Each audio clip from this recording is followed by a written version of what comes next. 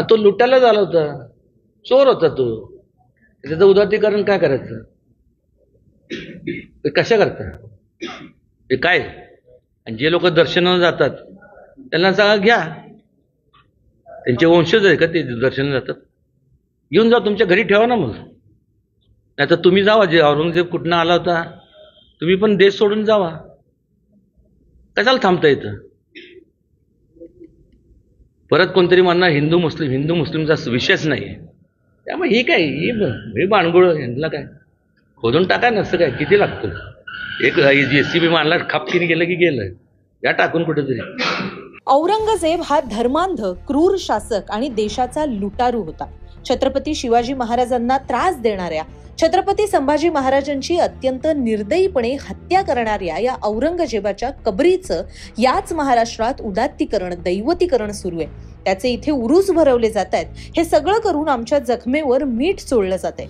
हे प्रकार कायमचे रोखण्यासाठी औरंगजेबाची ही कबरच उखडून टाकली पाहिजे, असं मत छत्रपती शिवाजी महाराजांचे 13वे वंशज आणि खासदार उदयनराजे भोसले यांनी साताऱ्यात माध्यमांशी बोलत असताना व्यक्त केलं.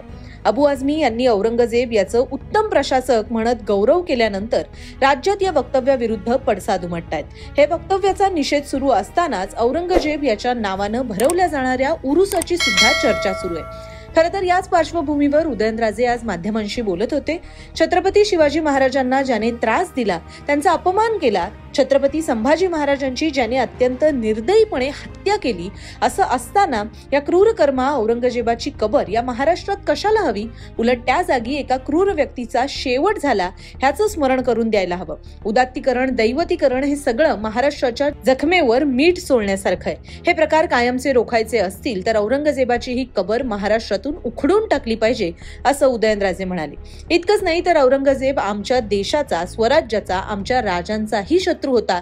ज्याचं कुणाचं औरंगजेबावर प्रेम असेल, ज्याला त्याच्या कबरीवरती डोकं टेकवायचं असेल, त्याने ही कबर घेऊन औरंगजेब आणि त्याचे पूर्वज जिथून आले तिथे चालतं व्हावं, असा इशारा सुद्धा उदयनराजेंनी दिला. उदयनराजे नेमकं काय म्हणाले तेही पाहूया. तू काय देव म्हणतात, त्याचं काही योगदान नाही. तू इथं आला, तो कोण आहे? तो काय एकदा नव्हता.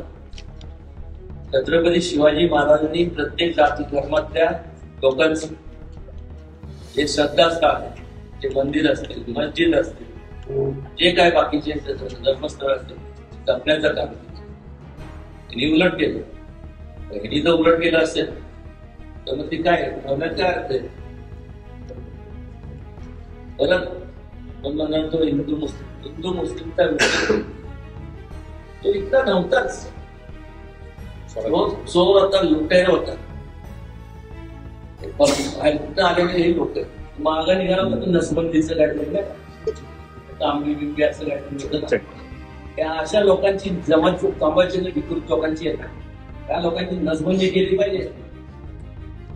आणि ही नसबंदी मी जे म्हणतोय ना, एक तिन्ही जे मुद्दे आहेत, कायदा, त्यानंतर हे शासनमान्य इतिहास आणि सिनेमॅटिक लिबर्टी, हे केल्यानंतर या लोकांची आपोआप नसबंदी होणार आहे.